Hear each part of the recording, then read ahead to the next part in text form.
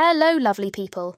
Teri Cotta here, your friendly bookkeeping whiz. Today I'll explain what an income statement, also known as the profit and loss statement, is. This one's got a very important job.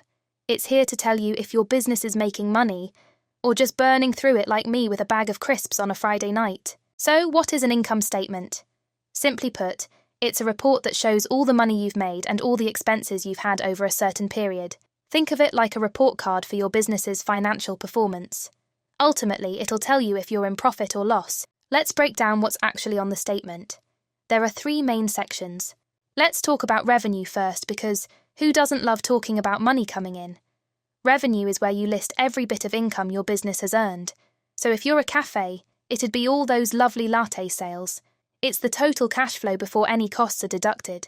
Now on to the expenses. This is where things get real.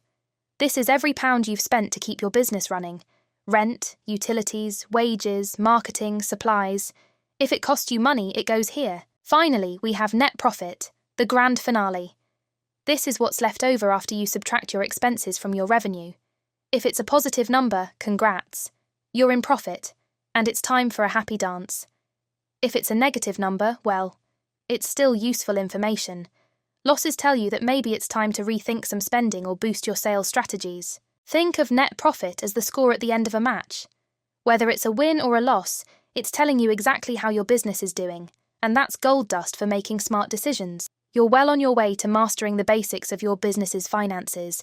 Until next time, keep that cash flowing and those profits growing. Thanks for watching. Don't forget to like and subscribe for more videos.